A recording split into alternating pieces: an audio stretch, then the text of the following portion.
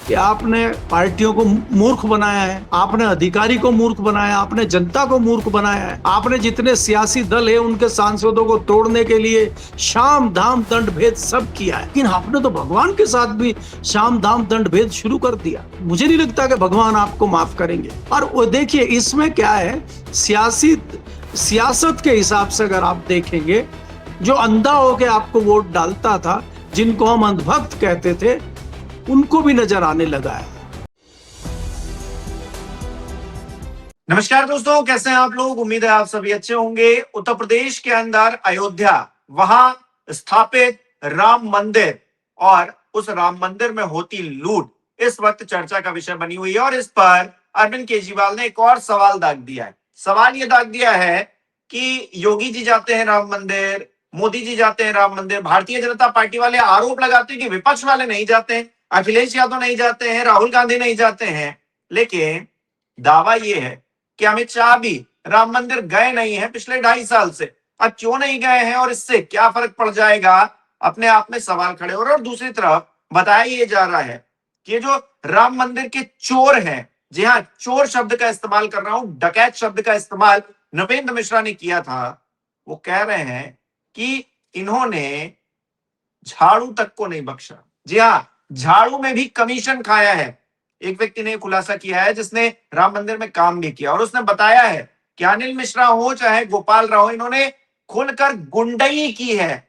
जी हाँ, गुंडई की है राम मंदिर में रहकर। भगवान राम से इन्होंने ये सीखा है। भगवान राम प्रतीक हैं मर्यादा के, लेकिन इन्होंने सारी मर्यादाएं लांघते हुए डकैती डाली राम मंदिर में। इनके साथ क्या हश्र होना चाहिए, करेंगे बात। केपी मलिक जी बृहस्पतिवार हमारे साथ जुड़े हैं। सर, बहुत बहुत स्वागत है आपका। बहुत बहुत धन्यवाद हिमांशु जी, आपका भी और हमारे दर्शकों का भी बहुत बहुत धन्यवाद, आभार। सर, राम मंदिर को लेकर जिस तरह के खुलासे हो रहे हैं, आप प्रत्याशित नजर आ रहे हैं, आप विश्वसनीय नजर आ रहे हैं, क्योंकि कहा यह जा रहा है एक कर्मचारी था जिसने काम किया राम मंदिर में ही, कि अनिल मिश्रा और गोपाल राव ये एक तरह से गुंडई करते थे और कमीशन खाते थे। इन्होंने झाड़ू तक को नहीं बख्शा, झाड़ू में भी कमीशन खाई है। और अरविंद केजरीवाल जी, उन्होंने प्रेस कॉन्फ्रेंस करके ये दावा किया है, ये बताया है, हालांकि वो सच भी नजर आ रहा है, कि अमित शाह जी 2.5 साल से एक भी बार राम मंदिर नहीं गए। बाकी सब लोग आते जाते रहे हैं, योगी जी आ रहे हैं, मोदी जी आ रहे हैं, अमित शाह जी दूरी बनाए हुए हैं। इसके पीछे भी कोई कनेक्शन है क्या सर?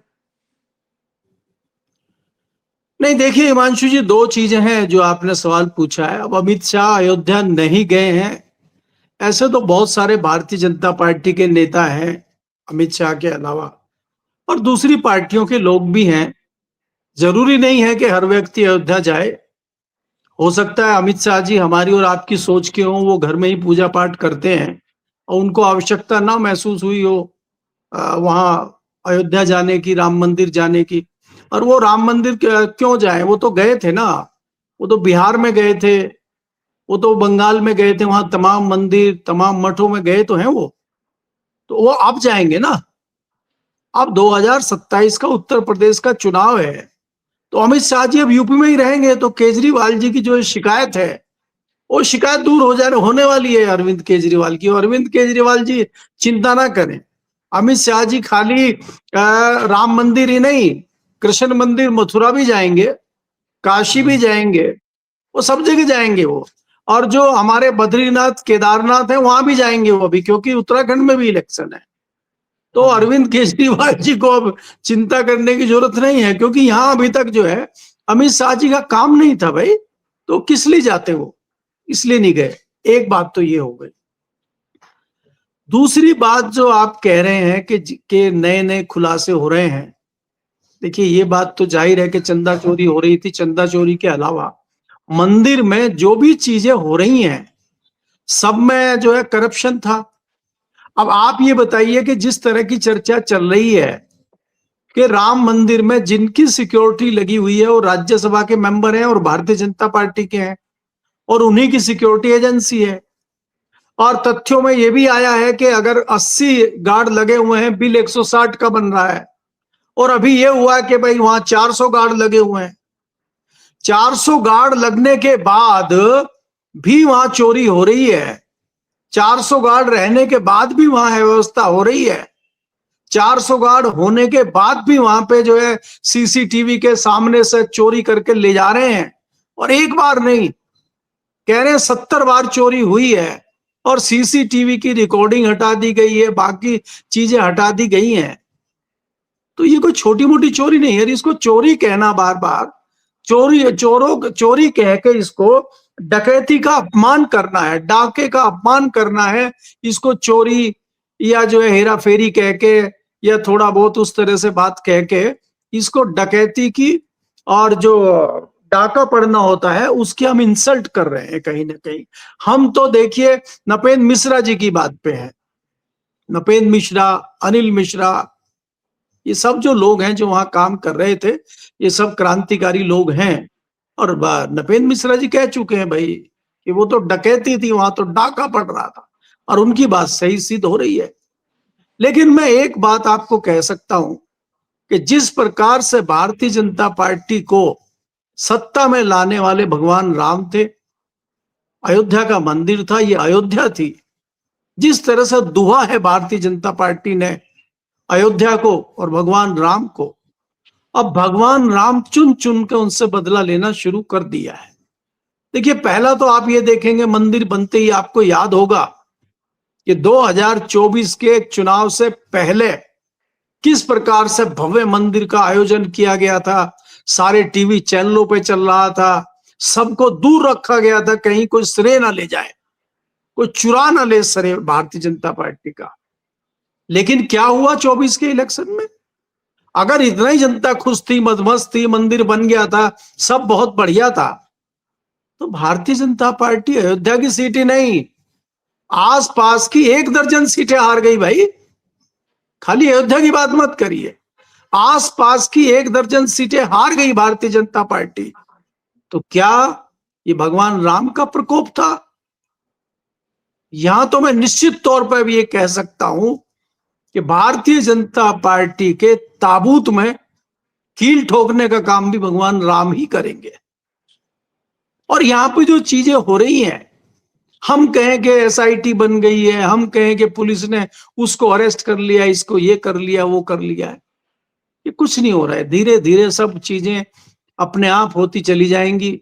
हर एक चीज की सीमा होती है, हर डकैती की, चोरी की सीमा होती है, हर घड़े का एक टाइम होता है भरने का। अब ये घड़ा भर चुका है, अब भगवान राम को भी लग गया है कि कोई रास्ता बचा नहीं है। उन्होंने बहुत मौके इनको दिए, सुधरने के मौके भी दिए। अरे भाई, आपने वो मंदिर बनाया था या डकैती का अड्डा बनाया था आपने? भगवान राम के मंदिर पे आप इस तरह से बना के, एक संस्थान बना के आप वहां लूट कर रहे हैं और आपको शर्म भी नहीं आ रही है। आप कल्पना कीजिए कि इसमें अगर कोई गलती से कोई दूसरे धर्म का व्यक्ति होता, कोई सिख होता, कोई मुसलमान होता या कोई ईसाई होता, वो भी कर्मचारी होता, तो आप तो भाई लपेट देते उसको। अभी तक तो पता नहीं क्या हो जाता। वो जरा सा यादव क्या निकल आया, आपने तो कहा शायद इसी ने अखिलेश यादव को बताया, क्योंकि ये भी यादव है। और आज जो है सबसे बड़ा जो साजिश करता है उसमें टिन्नू यादव का नाम चल रहा है। अरे टिन्नू यादव की औकात क्या है भाई? टिन्नू यादव की हैसियत क्या थी? एक ड्राइवर मंदिर के सिस्टम को चला रहा था, जहां करोड़ों का खेल डेली होता है, जहां 1 करोड़ का चंदा चढ़ता है। जो व्यक्ति कुंभ जा रहा था वो सीधा अयोध्या का रुख कर रहा था। तो ऐसे में टिन्नू यादव जो है वो क्रांतिकारी थे, बाकी सब सो रहे थे। ये चंपत लाल जी और फलाने ढिमके, अनिल मिश्रा और फलाने राव और ये सब सो रहे थे कुंभकर्णी नींद में। क्योंकि कुंभकर्ण भी तो रामायण का पार्ट है ना। रामचंद्र जी वहां चले गए वनवास और वो रावण के साथ लड़ाई लड़ रहे हैं कुंभकर्ण में, और उनके घर में यहाँ जो है रावण घुसे हुए हैं, ये तथाकथित रावण घुसे हुए थे अयोध्या में। तो अब ये लोगों, देखिए हिमांशु, ये आपको समझना पड़ेगा कि आपने पार्टियों को मूर्ख बनाया है, आपने अधिकारी को मूर्ख बनाया, आपने जनता को मूर्ख बनाया है। आपने जितने सियासी दल है उनके सांसदों को तोड़ने के लिए शाम धाम दंड भेद सब किया है। लेकिन आपने तो भगवान के साथ भी साम दाम दंड भेद शुरू कर दिया, तो मुझे नहीं लगता कि भगवान आपको माफ करेंगे।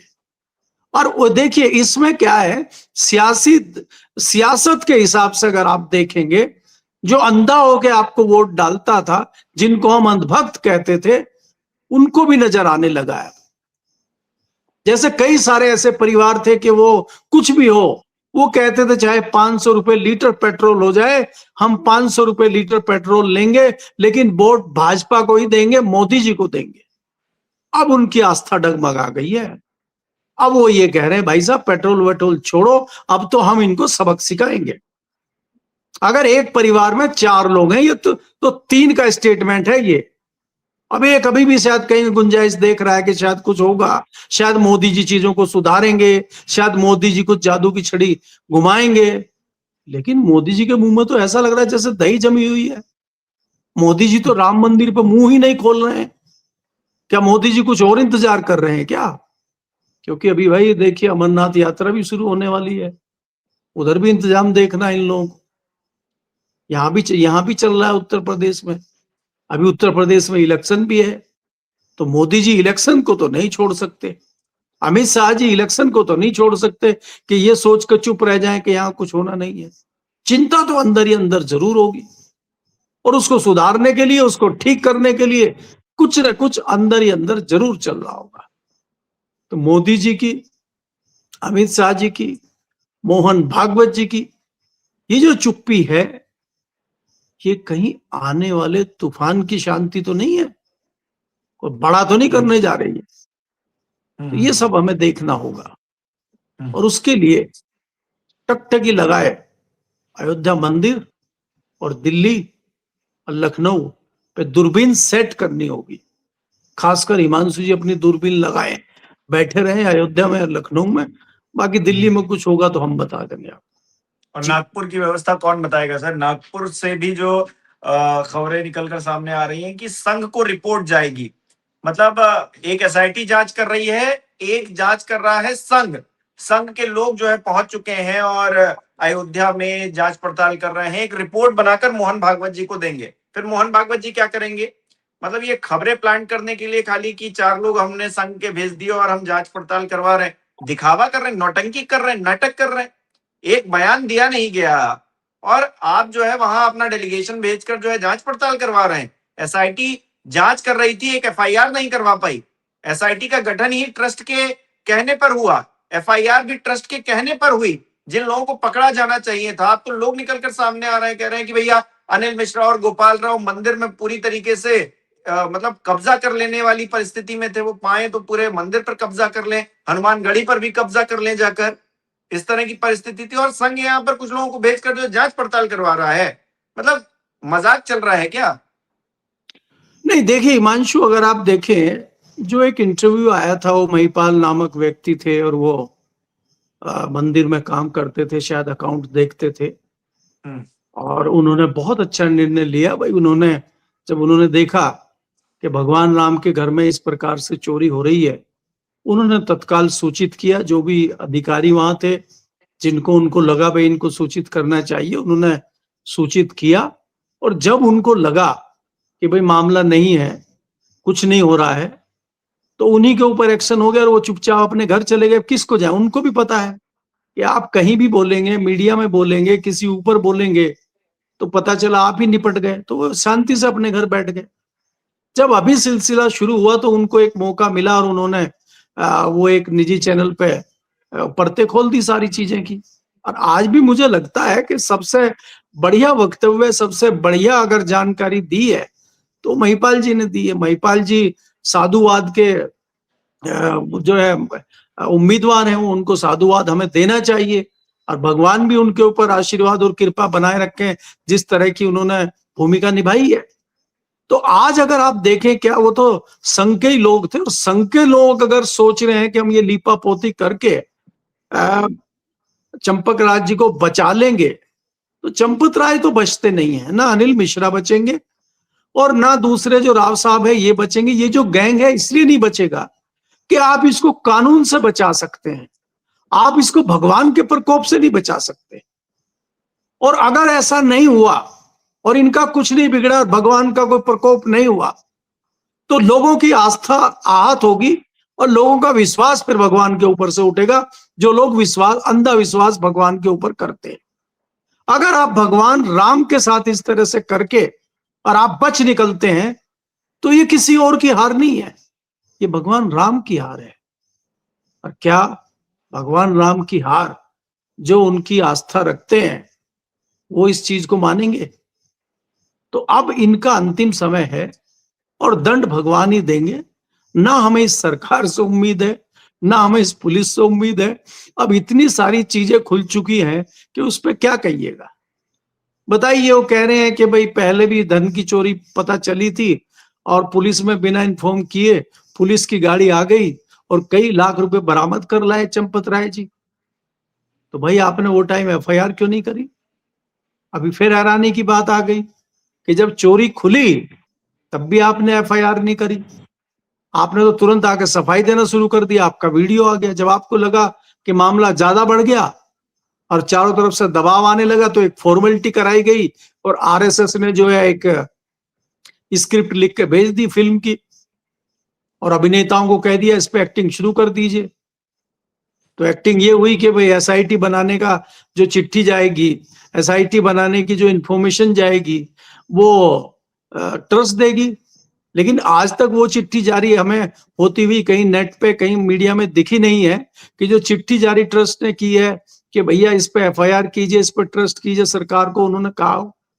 ये सब बचाव में, सब मामले को किस प्रकार से दबाया जाए, किस प्रकार से मामले को हल्का किया जाए, ये सिर्फ लीपापोती में शुरू से आखिर तक लगे रहे और ये मामला धीरे धीरे सुलगता रहा और आज इस स्थिति में पहुंच गया है कि ये मामला भारतीय जनता पार्टी ही नहीं, आरएसएस के लिए, विश्व हिंदू परिषद के लिए और तमाम इनके संगठनों के लिए एक ऐसा कोड बन गया है कि अब ये इस प्रकोप से बच नहीं सकते। अच्छा, एक और मजेदार आप बात भी देखिए हो रही है सर, मजेदार जी, बात ये हो रही है। अभी इन्वेस्टिगेशन क्योंकि चल रही है, छापेमारी चल रही है, तो जो 8 लोग पकड़े गए उनमें से एक के घर पर एक संदूक मिला है। अब उस संदूक पर श्री राम मंदिर का ठप्पा लगा हुआ है, एक क्यूआर कोड है और बताया ये जा रहा है कि उसी में वो जो इलीगल पैसा था, जो चोरी किया गया पैसा था, वो रखा जाता था उसकी तरफ से। इतने दिनों बाद जो है उस शख्स को चूंकि पता था कि तलवार लटक रही है, जांच चल रही है, हम पकड़े जाएंगे, लेकिन इतने दिनों तक क्योंकि गिरफ्तारी तब तक हुई नहीं थी, इतने दिनों में वो संदूक गायब नहीं किया गया। संदूक अब मिल रहा है, संदूक वहीं का वहीं रखा है। ये प्लांटेड नहीं लगता है कुछ मामला? ये क्या निष्पक्ष जांच हो भी पा रही है? जिन 8 लोग जो पकड़े गए हैं उनकी भी क्या निष्पक्ष जांच हो पा रही है? कहीं ऐसा तो नहीं है कि उन्हीं पर सारा ठीकरा, सारे सबूत उन्हीं के खिलाफ मिलेंगे, बाकी किसी के खिलाफ कोई सबूत मिलेगा ही नहीं? क्योंकि सबूत जो है वो फिक्स कर दिए गए हैं कि किनके खिलाफ मिलने हैं। अब उन्हीं लोगों के खिलाफ सबूत मिलेंगे, उनके घर पर संदूक मिलेगा, पैसे मिलेंगे, सब कुछ मिलेगा।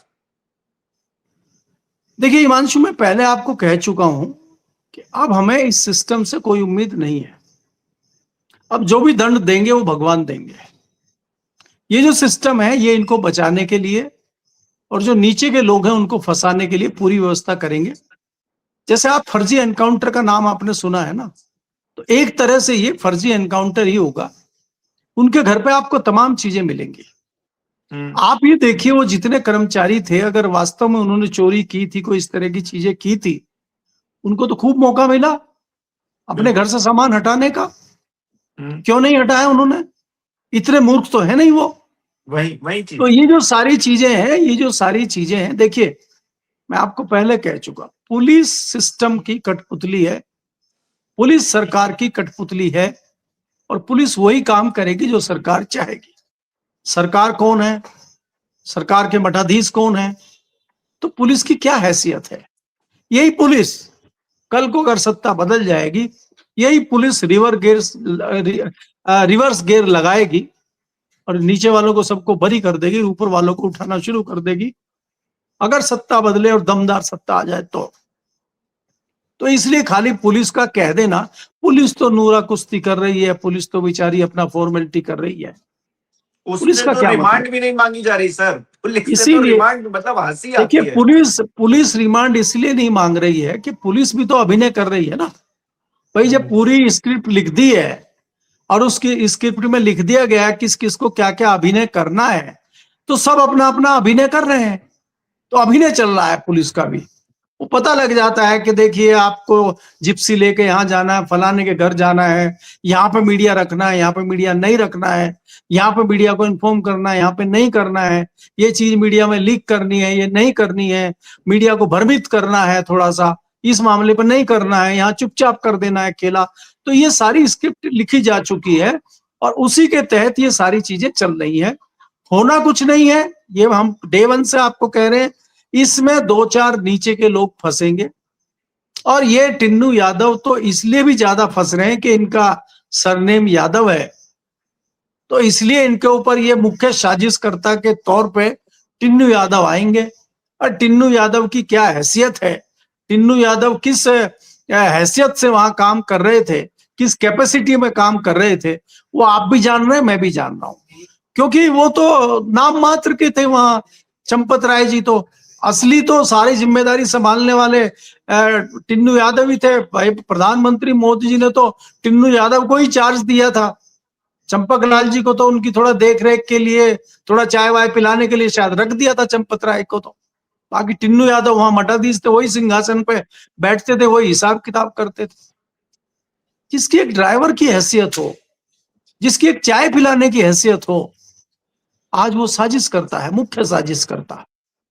और जो बता रहे हैं कि 40% लेते थे, सारे सिस्टम को चलाते थे, जब चाहते थे सीसीटीवी को बंद कर देते थे, जब चाहते थे संदूक को इधर से उधर कर देते थे, उनका कहीं कोई नाम निशान नहीं। वो तो बेचारे हैं ना।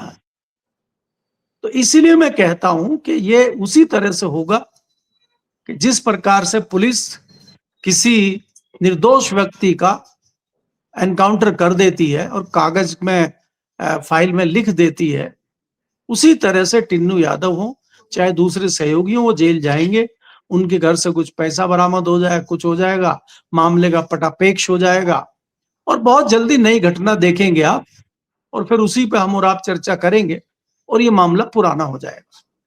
अभी कोई बड़ा मामला आया नहीं है, इसलिए रोज डिबेट हो रही है राम मंदिर पे। एक बहुत जल्दी ऐसा मामला आएगा कि सब लोग उस तरफ शिफ्ट कर जाएंगे और राम मंदिर कल का मामला हो जाएगा। एसआईटी जांच कर रही है, जांच चल रही है, मामला कोर्ट में है। और बढ़ गए सर। खबर यह है कि 15 दिन और बढ़ा दिए। पहले योगी जी कह रहे थे 500 साल इंतजार किया है, 15 दिन नहीं कर सकते, 15 दिन में दूध का दूध और पानी का पानी हो जाएगा। अब 16वें दिन ये पता चला है कि 15 दिन के लिए जांच और बढ़ा दी गई है एसआईटी की। अब देखिए अगली बार आप 15 दिन के में। अगली बार 15 दिन के बाद हिमांशु आप सुनेंगे कि जांच को 1 महीना और बढ़ा दिया गया है। इसमें चिंता मत करिए आप, यही होगा, क्योंकि इसमें से निकलना कुछ नहीं है। क्योंकि ये देखिए भारतीय जनता पार्टी के लिए ये बहुत बड़ा मैटर हो गया और उनको संभाले नहीं संभल रहा है। तो इसलिए उसको ठंडा करने का सिर्फ यही तरीका है कि जांच को बढ़ा दिया जाए और इस बीच कोई घटना हो जाए तो मामला डाइवर्ट हो सकता है, अन्यथा और कोई मामला अभी सामने दिखाई नहीं देता, क्योंकि ये भारतीय जनता पार्टी के ताबूत में कील ठोकने वाला मामला है और इससे भाजपा को बहुत बड़ा नुकसान होगा। उत्तर प्रदेश का चुनाव सिर के ऊपर है और इस तरह से उत्तर प्रदेश में होना यानी कि बहुत बड़ा ब्लंडर हो गया है जो भाजपा से नहीं संभल रहा है। अब यहाँ हम चैनल पे कह रहे हैं कि मोदी जी कुछ नहीं बोल रहे हैं, अमित शाह जी कुछ नहीं बोल रहे हैं। अरे भाई उनके बोलने का उनके पास नहीं है कुछ, क्या बोले हैं? अगर वो कुछ भी बोल देंगे तो 10 सवाल तत्काल खड़े हो जाएंगे, तो इसलिए वो उन सवालों से बचने के लिए चुप बैठे हैं। जी, silence is the best answer, वैसे वाला मामला है। बिल्कुल चुप हो गए, चुप्पी साध ली है, मुंह पे ताला लगा लिया। बहुत बहुत शुक्रिया सर हमारे साथ जुड़ने के लिए, तमाम बातचीत के लिए। हमारे दर्शक किस तरह से देख रहे हैं इस विषय को कमेंट करके जरूर बताएं। इस वीडियो को लाइक करना, शेयर करना मत भूलिएगा। हमारे चैनल को सब्सक्राइब नहीं किया तो वो भी जरूर कीजिएगा। आप हमें सहयोग भी कर सकते हैं ज्वाइन बटन पर क्लिक करके। बहुत बहुत धन्यवाद आप सभी का।